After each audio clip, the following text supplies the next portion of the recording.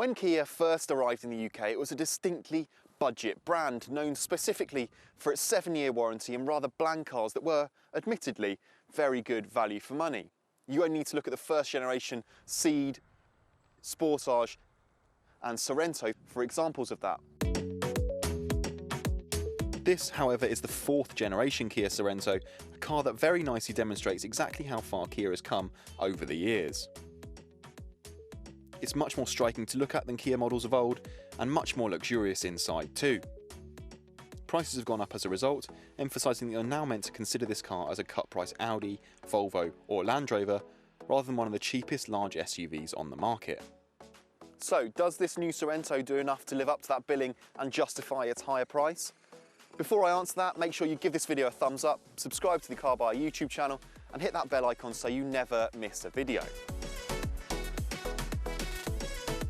Those familiar with Kia's latest designs will recognise the shape of the Sorento's imposing grille, and the rear of the car is similar to that of the Telluride, a huge flagship SUV the brand sells in the States. Other than that, the Sorento is another muscular, chunky, big car, and one that has grown again for this latest generation.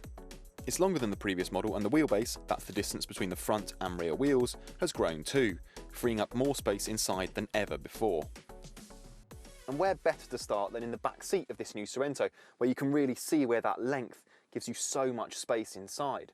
This is a 7-seat SUV as standard, so it's already a great candidate for a large family, but it's the flexibility of the cabin that really adds to its appeal. I've got plenty of knee and headroom. I'm a smidge over 6 foot, and this car's panoramic roof only emphasises that sense of space. What's more, everyone back here gets their own cup holder and USB slot, and to make life more tolerable for people in the very back row, you can slide the seats forward. Pulling those seats forward is actually a really nice touch because it makes sitting back here almost bearable. Usually these 6th and 7th seats are only really suitable for kids, but in this case, I'm actually pretty comfortable. I wouldn't want to be here for hours on end, but you know what? All things considered, it's not too bad. It's unlikely most owners will need the extra 2 seats in place all of the time, and folding them down frees up a decent 608 litre boot in this hybrid model, or 616 litres if you go for the diesel, which should be enough space for the family luggage. Stow the middle row out of the way as well, and you get almost 2,000 litres in the hybrid, and just over that figure in the diesel, which is more than you get in a Land Rover Discovery Sport. The Sorento is certainly comfortable, big and practical enough, but is it as plush as Kia wants us to think it is? Well, it certainly is in this top spec 4 model. These seats come wrapped in black Nappa leather and they are cooled as well as heated.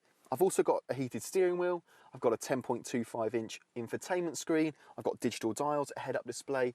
This kit list is almost endless. Quality inside is really very good. There's lots of soft touch materials and there's metal and leather everywhere. But it's perhaps not as flash or fancy as a Volvo or an Audi. The infotainment screen and the centre console, they just look a little bit cluttered. There's so many buttons and shapes going on. There are 3 trim levels called 2, 3 and, as mentioned before, the 4 we have here. Trims 2 and 4 are only available with a hybrid powertrain, so if you want the diesel you have to opt for the 3.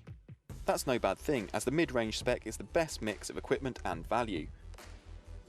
You get 19-inch alloy wheels, leather upholstery, keyless entry and go, a wireless phone charger, a power boot lid, adaptive cruise control, ambient lighting and the same 10.25 inch touchscreen as our 4 model instead of the 8-inch version on the entry-level 2.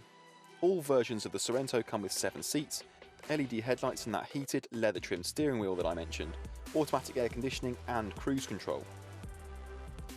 Apple CarPlay and Android Auto are also standard, as well as front and rear parking sensors, a reversing camera and plenty of safety kit, so it's really not the end of the world if the entry-level model is the only one within budget.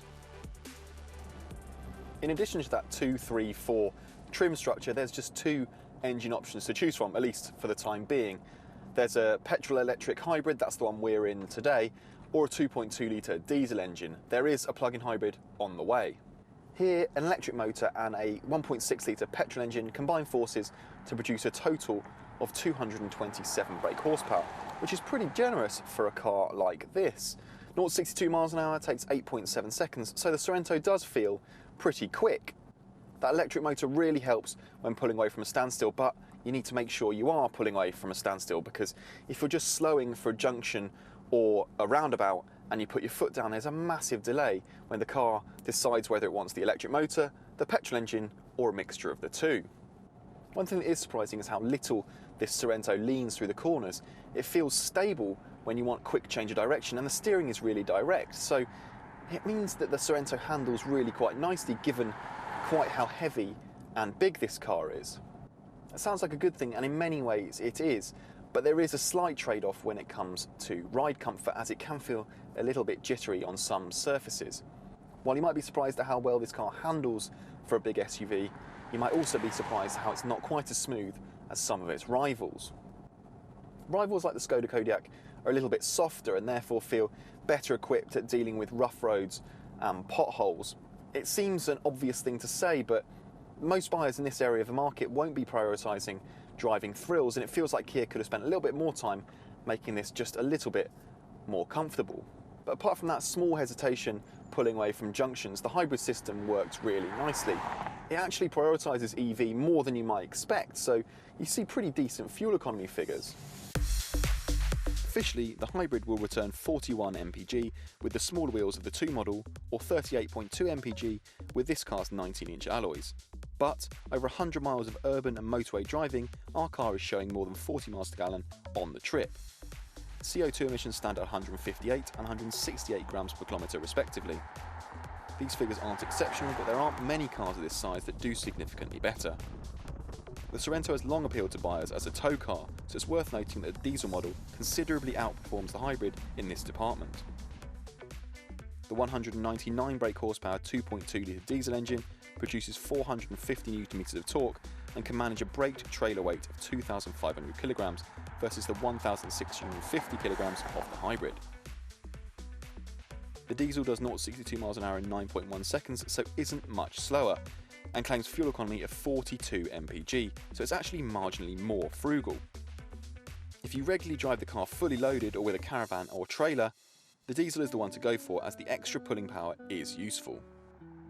The latest Kia Sorento is a hugely practical SUV with room for the whole family, but what are the deal makers and the deal breakers?